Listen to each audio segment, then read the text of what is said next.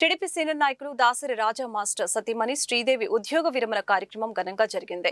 కాసు Sayamma high స్కూల్లో science teacher గా పనిచేస్తున్న శ్రీదేవి బుధవారం ఉద్యోగ విరమణ చేశారు. ఈ సందర్భంగా ఉద్యోగ విరమణ మహోత్సవాన్ని స్కూల్ ఆవరణలో ఘనంగా నిర్వహించారు. ఎమ్మెల్యేలు దూలిపాల నరేంద్ర, నకా ఆనందబాబు, చదలవాడ అరవిందబాబు, ఇతర నాయకులు, ఉపాధ్యాయులు పాల్గొని శ్రీదేవికి అభినందనలు తెలిపారు. రాజా మాస్టర్ శ్రీదేవి దంపతుల్ని ఘనంగా సత్కరించి శుభాకాంక్షలు తెలిపారు.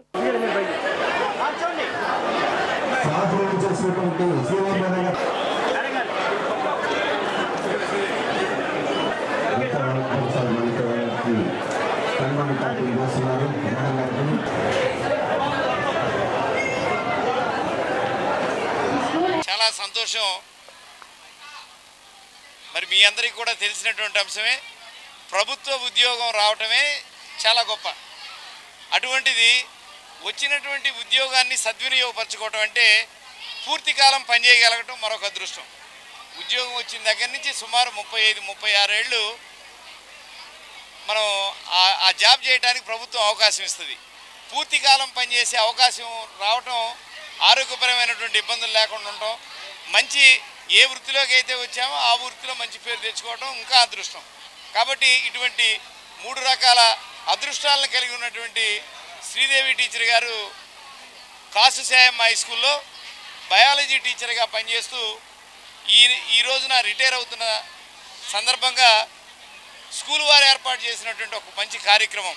హెడ్ మాస్టర్ గారు, కాసు సాయమ్మ హై స్కూల్ టీచర్సు, విద్యార్థులు, స్కూలు యాజమాన్య కమిటీ వీళ్ళందరూ ఐకమత్యంతో చేసి ఈ గుంటూరు నగరంలో ఉన్నటువంటి వేరు పాఠశాలలో ఉన్నటువంటి ఉపాధ్యాయులు, ముఖ్యంగా నేను తెలుగుదేశం పార్టీలో ఉన్నందున తెలుగుదేశం పార్టీ, జనసేన, బీజేపీ కూటమి గుంటూరు నగరంలో ఉన్న ప్రతి ఒక్కరు ఇక్కడికి హాజరై ఉండటం చాలా సంతోషం.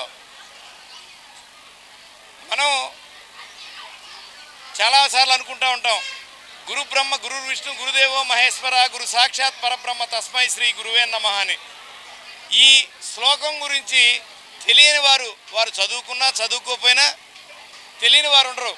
ఈ శ్లోకం గురువుకు ఉన్నటువంటి ఒక గురుతర బాధ్యతను గుర్తు చేస్తూ ఉంటుంది. అటువంటి పవిత్రమైన వృత్తిలోకి నేను కానీ నా భార్య కానీ రాగలగటం అంటే అది పూర్వజన సుకృతంగా భావిస్తూ మా దగ్గర చదువుకున్న విద్యార్థులందరూ కూడా మేము కన్న పిల్లలు ఎంత ఎదిగారో వారు కూడా అంత బాగా ఎదగాలని కోరుకుంటున్నాం. ప్రతి ఒక్క విద్యార్థి చక్కగా ప్రతి ఒక్కళ్ళు చదవాలని అనుకుంటాను నేను. ప్రతి ఒక్కళ్ళు 100% 10th క్లాస్ రిజల్ట్స్ వస్తే ప్రతి ఒక్క విద్యార్థి తల్లిదండ్రి సంతోషంగా వాళ్ళు హ్యాపీగా ఉండాలనే కోరిక నాది.